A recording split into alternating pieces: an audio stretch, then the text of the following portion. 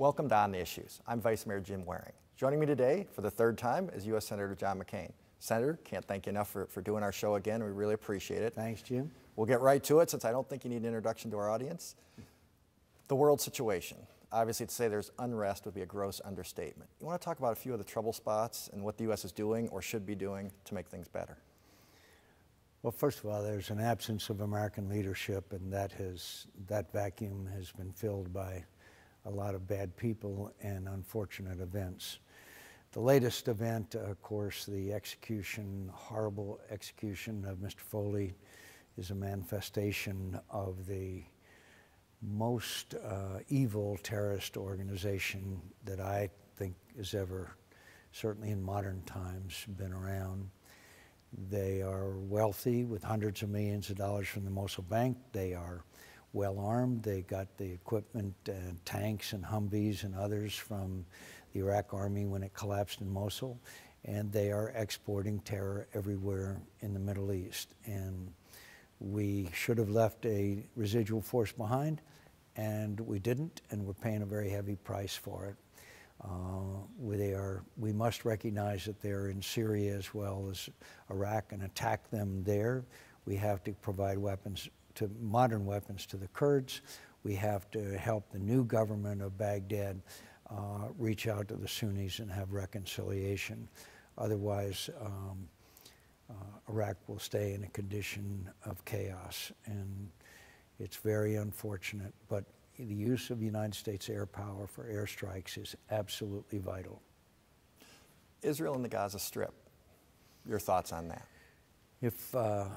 If rockets were being fired from Mexico into Phoenix, Arizona, I think we would demand action. I am very concerned and disturbed by this, quote, moral equivalency where it seems that they put Israel and Hamas on the same plane. Israel is responding. Thank God for Iron Dome. Thank God we were able to get another $225 million for them because they were running short on missiles. Hamas continues to initiate these rocket attacks. Interesting, one of the things we found out was this conflict has gone on. The Israelis were surprised at the number of these tunnels that were dug beneath the border between Hamas and Israel. So we all hope for peace, all conflicts end, but Israel, I believe, will probably not stop responding until the attacks stop, and then the Middle East peace process should move forward. Interestingly, for the first time, the United States is not a player, indicating the absence of American leadership there and throughout the Middle East. And clearly you anticipated my next question. Are we doing enough to help Israel? It sounds like your answer is... Well, I think we're assisting Israel, for example, the Iron Dome, but both Israelis and the Hamas and other Middle Eastern nations no longer have any faith in the credibility of the United States. Therefore, they don't view us as a factor towards resolving it. When the President of the United States announced that if Syria used chemical weapons, it would cross a red line, and Syria crossed the red line, and he said he would attack Syria, and then decided not to, American credibility was shot, and that's very unfortunate. And when the President decided not to leave a residual force behind in Iraq, that led to the events that we are seeing in Iraq. And I predicted it, and so did several others. So Russia and the Ukraine. The holiday season's coming up right around the corner. You expecting to hear from Vladimir Putin, or what do you think of the situation there? As you know, I was sanctioned by I remember Vladimir very well. Putin. I was just told ISIS put out a periodical that I am their enemy number one of ISIS. So our congratulations in order. I'm not sure. Yeah. Certainly flattered.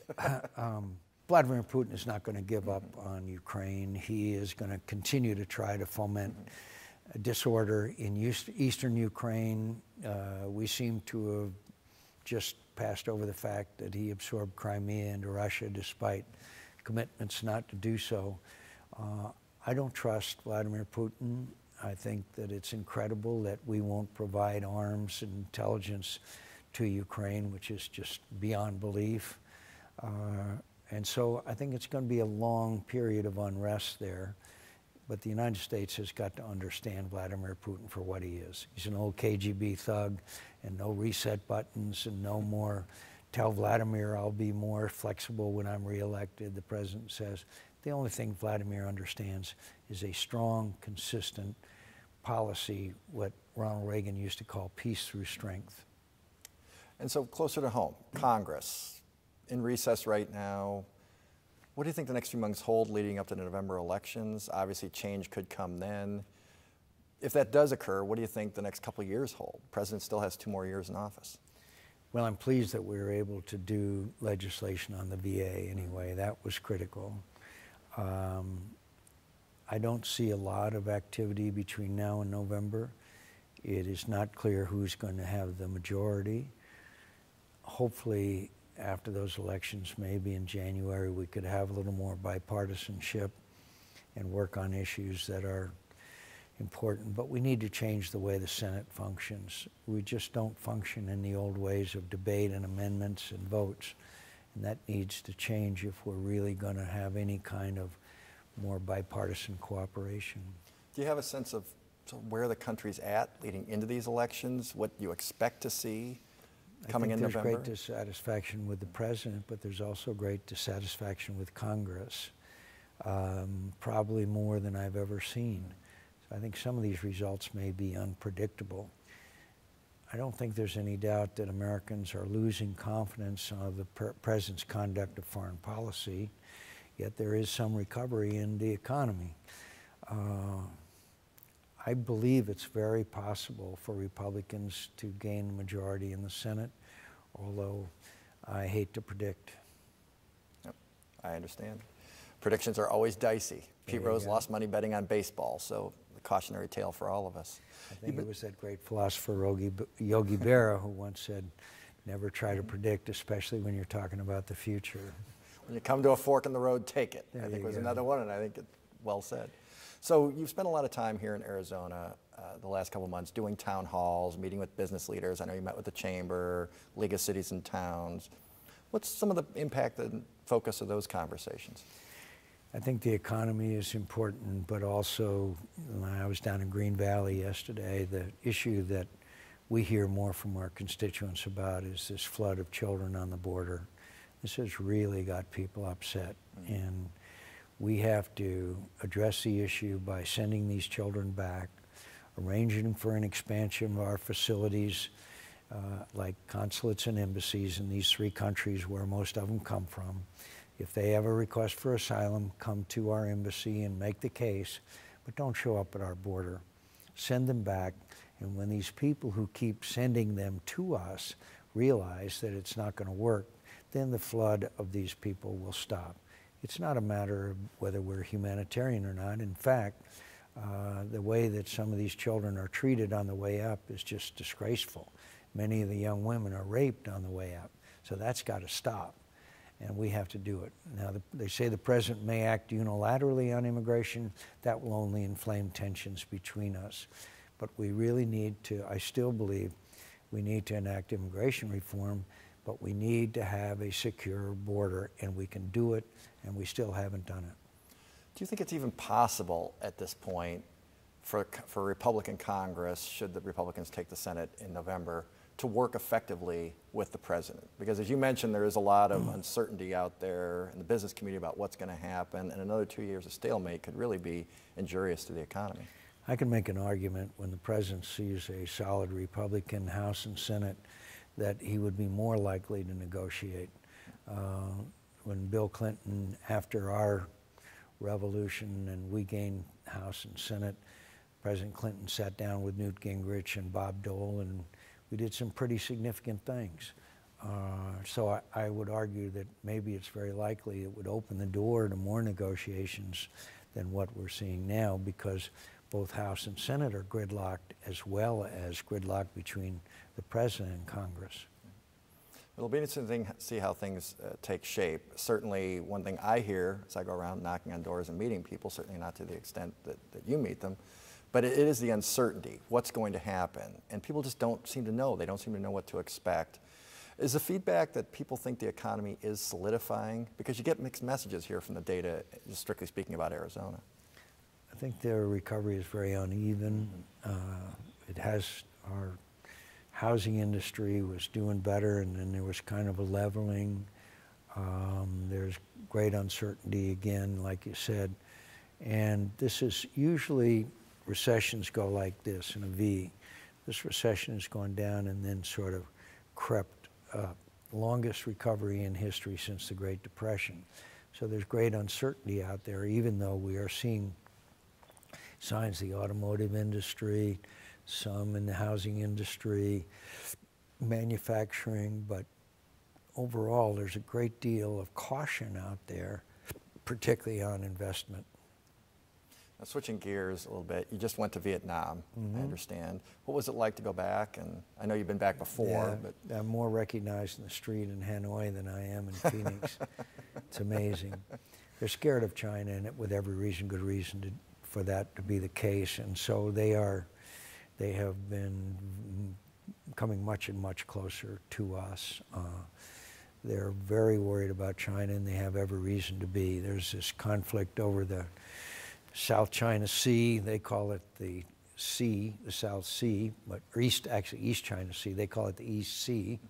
And the Chinese have been acting in a very aggressive fashion in the region. So, and they are making significant improvements, and their economy is really remarkable. They're a very industrious nation.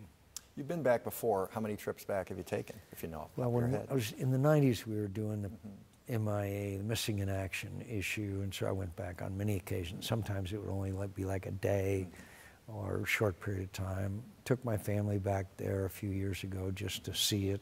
So and I was involved in the normalization of relations.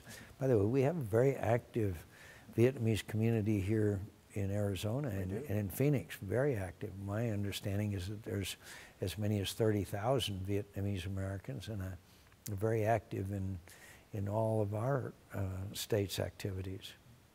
Well, it's just fascinating that you've been back so many times. I mean, you must have seen a sea change in the country over 20, 30 years. Oh, yeah. Used to be people on black pajamas on bicycles, and now there's traffic jams everywhere. I've seen some of the pictures you posted, and it could be a lot of metropolitan areas, indistinguishable if you didn't know. 15 years ago, they didn't grow a coffee bean. Now they're the second largest coffee producer in the world. It's really remarkable. Yeah. That is an incredible economic turnaround for a country that you said black pajamas just maybe 30, 40 years ago, easy. But, amazing. Yeah.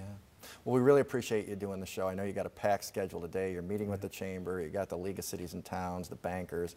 Certainly an active schedule. Do you have any last closing words for us? No, except to say that these are very difficult and troubled times. The situation in Iraq, Ukraine, all over the world there's significant unrest, and it requires American leadership.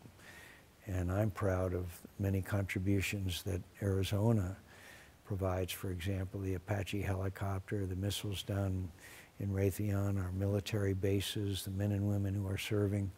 So in these difficult times, I think that Arizona plays a much larger role than the size of our state in defending the nation, and I'm very proud of that.